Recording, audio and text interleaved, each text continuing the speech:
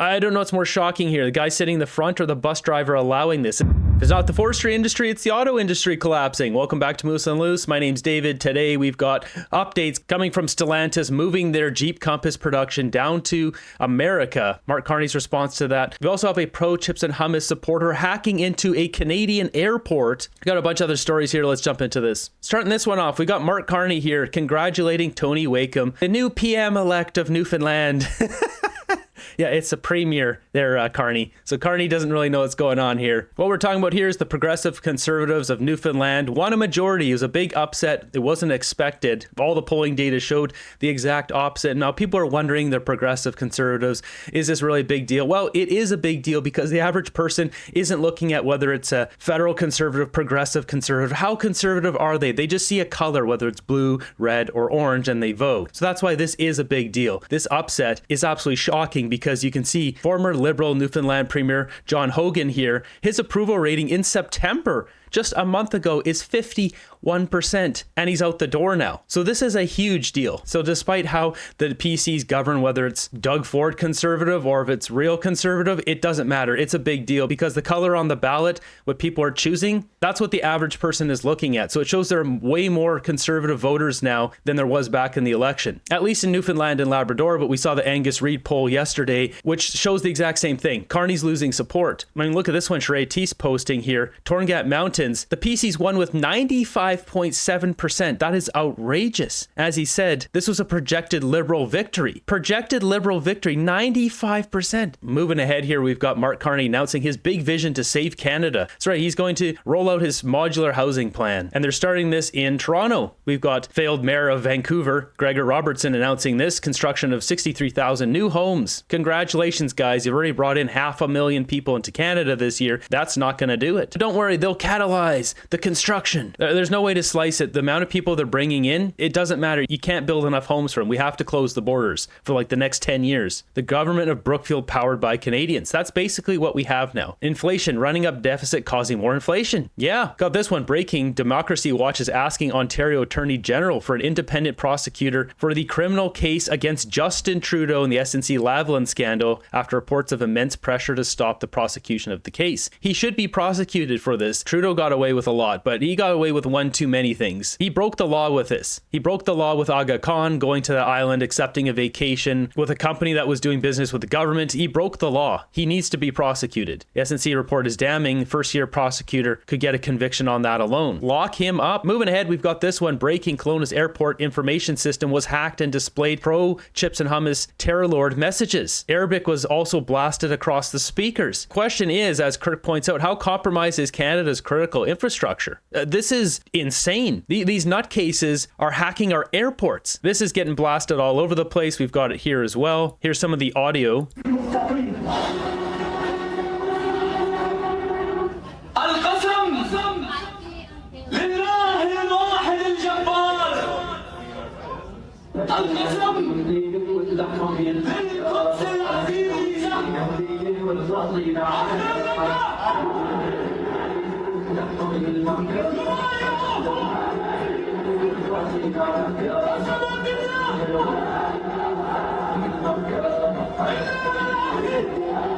Yeah, somehow I don't think that's a song they play when they're making hummus. This security breach needs to be treated as exactly what it is, an act of terror against our country. This is an airport. This is not someone's backyard barbecue. As Dahlia points out here, Mark Carney won't stand up to the Muslim Brotherhood, but will stand up for them. Yeah, he's not going to do anything. He probably is fine with this. We got Kevin Vaughan also posting this. This is a threat to our national security. The hacking of the Kelowna airport to display chips and hummus messages and propaganda confirms once and for all that pro-chips and hummus movement that's been blockading, occupying our streets is a national security threat. It is. It's a danger to our society. Castanet posting it here. So it goes on to say this incident happened at 5:15 p.m. We're experiencing some delayed flights. Yeah, no kidding. You got terror lords commandeering the electronics of the airport. We apologize to our passengers for this inconvenience. Ask anyone traveling. Check your airline updated information. 6:30 update. We're investigating third-party gain access to the terminal's flight information and public address system. Yeah, that's real reassuring. What's next? We're going to have planes planes falling out of the sky because Chips and Hummus terror lord hackers taking planes down. Aircraft continue to operate. We do not know that there are other airports that have reported the same issue. The original message saying here the Kelowna International Airport's public address information system was hijacked by pro Chips and Hummus messaging Tuesday evening. This is deplorable. If Carney does not come out immediately and address this, then we know he's complicit with it.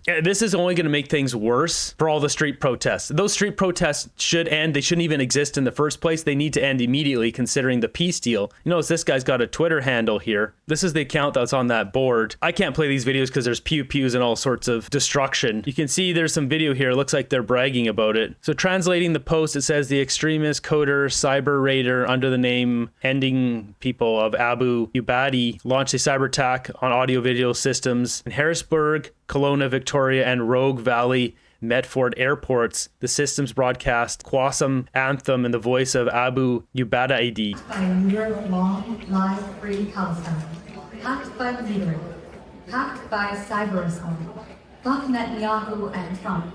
So they're even announcing that they hacked it. Telegramational cyber Islam. Free Palestine. Free Palestine. Free Palestine. This is a national security breach. We need to clear all this crap out of our country. The peace deal was just done, guys. By a year-long live free Palestine.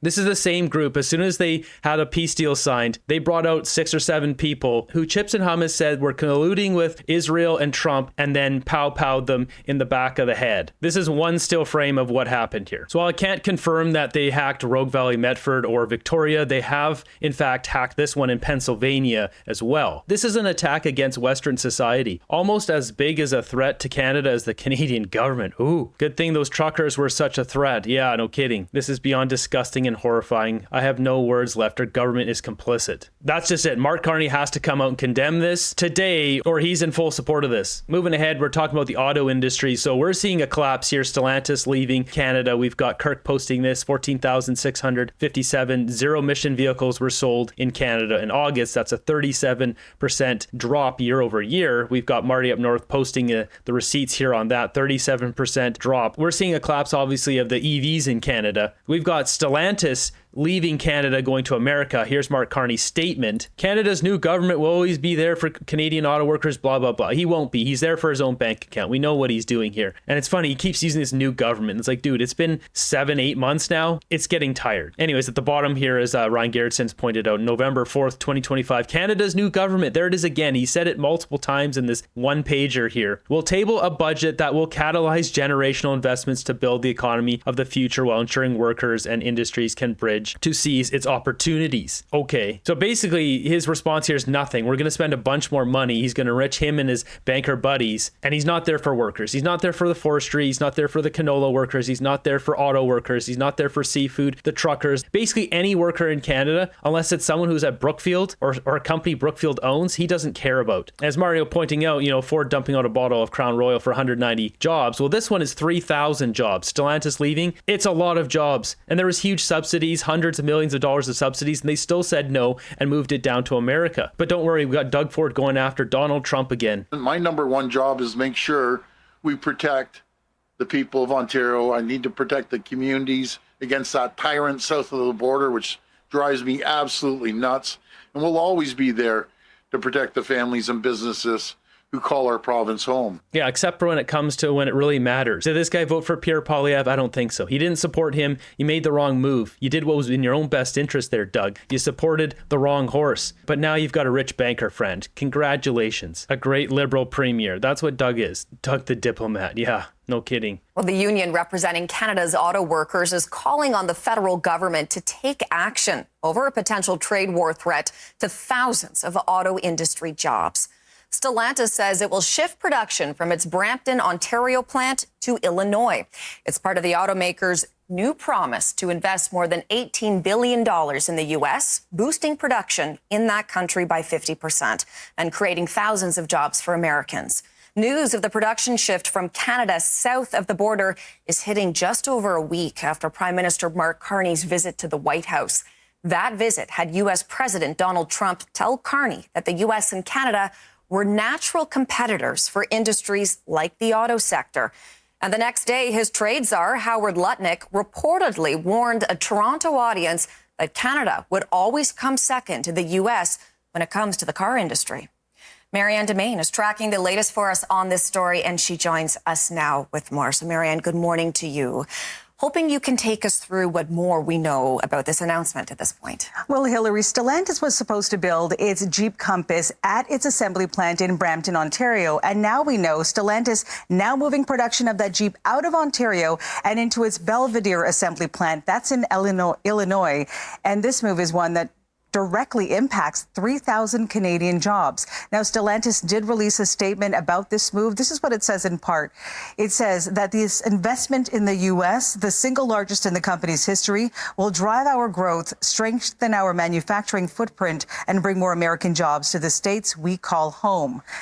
For Canadians, though, the timing of this is not great. The Canadian auto sector already dealing with instability and uncertainty amidst this trade war with the United States. We know that the Brampton assembly plant shut down early last year. It was a move to retool in preparation for this new Jeep, but then that paused in February, Hillary, as we saw the beginning of this trade war.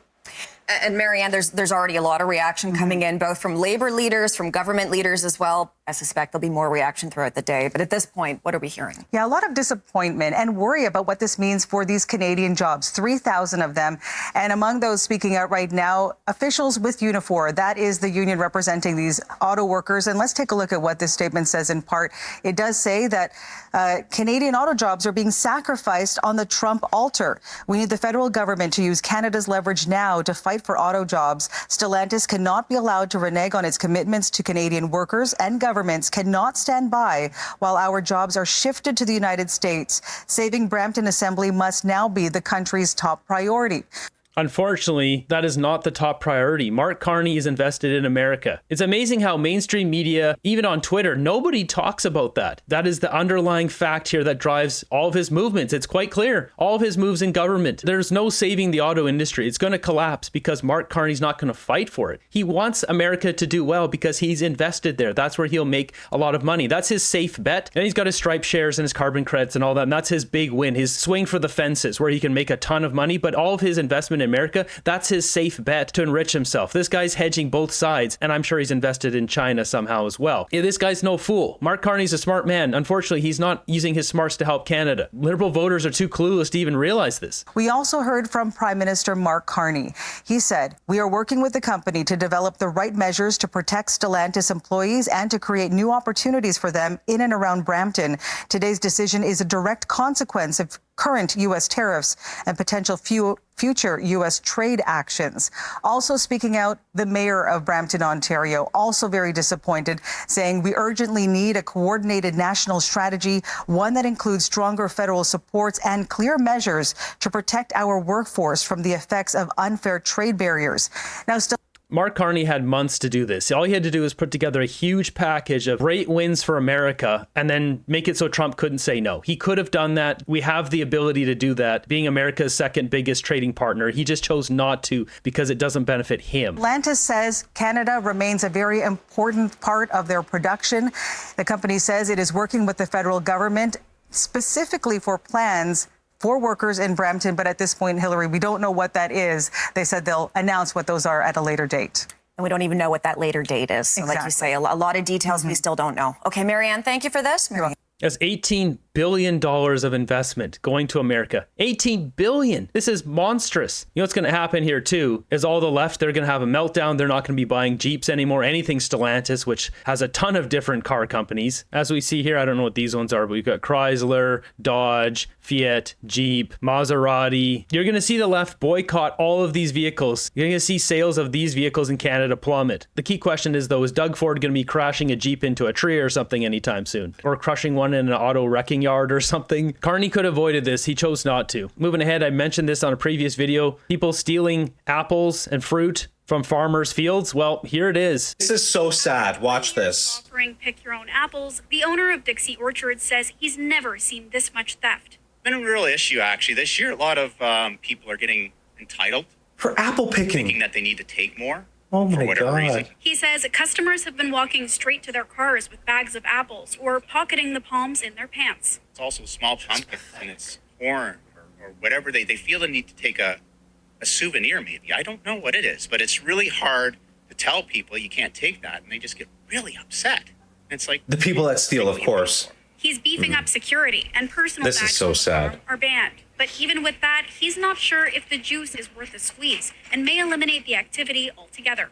that's come across my mind several times. It's like, getting up in age. I'm thinking, why do I have to put up with this? The rise in theft goes beyond Dixie's trees. Kevin Vallier runs an advocacy group for Ontario farmers. He says members across the province are reporting similar experiences.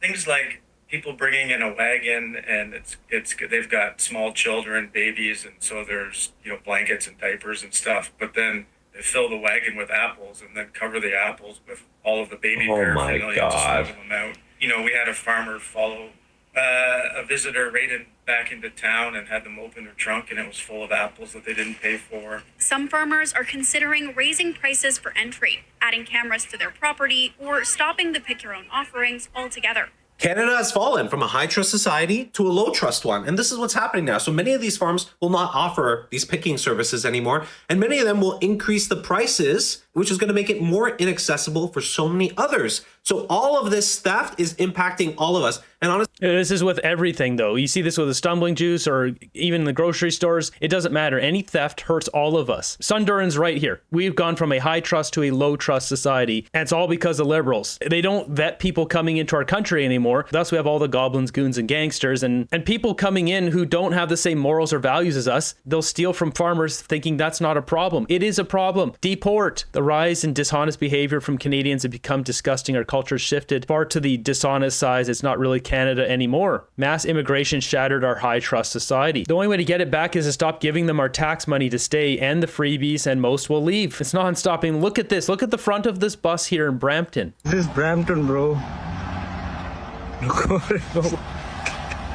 कितने बैठा है? I don't know what's more shocking here, the guy sitting in the front or the bus driver allowing this. This is against the law for both this guy and the bus driver. If it's not that insanity, it's this. We've got another jewelry store smash and grab in Burlington. Somebody's already on it. Call 911.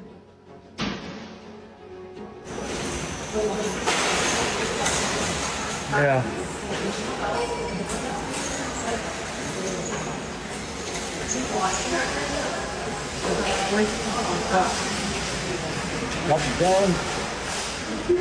Sweep the leg, Johnny. We need to round these people up and send them over to North Korea, and they wouldn't be laughing anymore. This will only stop if these guys are dealt with the way Saudi Arabia government deals with these types. Then there won't be another one like this.